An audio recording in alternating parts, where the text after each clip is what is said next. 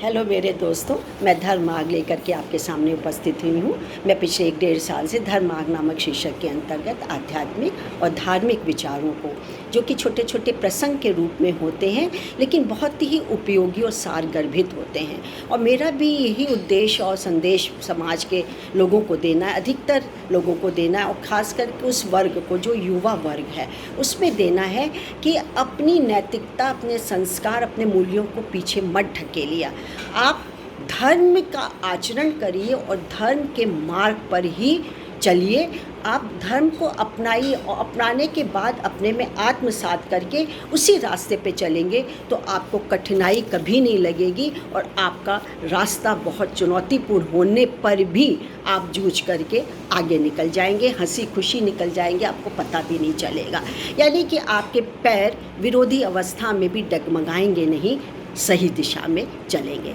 तो चलिए, आज मैंने एक आपके लिए शीर्षक निकाला है जिसका नाम है पतन का कारण है अहंकार। अहंकार यानी मद, घमंड करना, मद में चूर होना।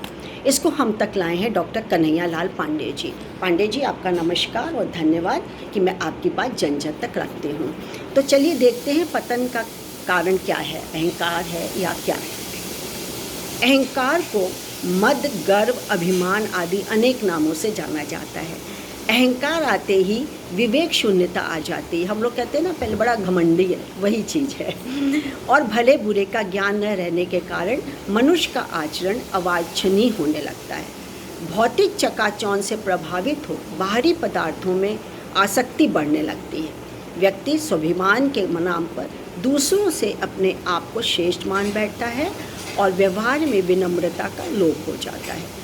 अहंकार को 8 श्रेणियों में विभाजित कर सकते हैं। शारीरिक बल, धन एवं संपत्ति की अधिकता, दंभ, तपस्या का गर्व, चरित्र का बड़कपन एवं पद का मद आदि। उपरोक्त में से किसी भी प्रकार का अहंकार आने पर प्राकृतिक प्रवृत्तियों का दमन होने लगता है, प्रवृत्तियाँ दबने लगती, दमन हो जाता है, तथा अपनी अहंकार वृत्ति के लिए आत्मचेतना आने पर उस दंभ युक्त आचरण की भर्त्सना के अतिरिक्त और कुछ हाथ नहीं लगता। इस प्रकार चेतन मन का अचेतन मन से संघर्ष होने लगता है। चेतन मन अचेतन मन के आवेगों का अनुमान नहीं लगा पाता। अहंकार से विरत हो जाने पर ही आच्छादित मानसिक चेतना को वास्तविक स्थिति में लाना संभव है। अहंकार होने से राग द्वेष का उदय होता है। अहंकार को चोट लगने से क्रोध पैदा होता है तथा बदले की भावना उपजने लगती, जागृत होने लगती है। समय एवं शक्ति का दुरुपयोग होता है तथा व्यक्ति अपने को आवश्यक समय नहीं दे पाता है। इस प्रकार उसके वास्तविक और विकास की गति, जो वास्तविक विकास की गति होती है, वो थम जाती है, रुक सी जाती है। पारिवारिक जीवन में असंतोष, सामाजिक जीवन में व्यवधान के अतिरिक्त और कुछ नहीं हाथ लगता है। परिवार के सदस्य उपेक्षा, समाज के लोग घृणा करने लगते हैं। अपने को सर्वश्रेष्ठ, शक्तिशाली, विद्वान मानकर दूसरों को हीन मानने की भावना ही तो है अहंकार।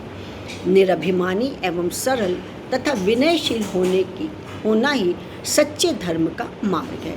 इसी को आचरण में ढालने वाला मनुष्य सफल जीवन का स्वामी माना जाता है।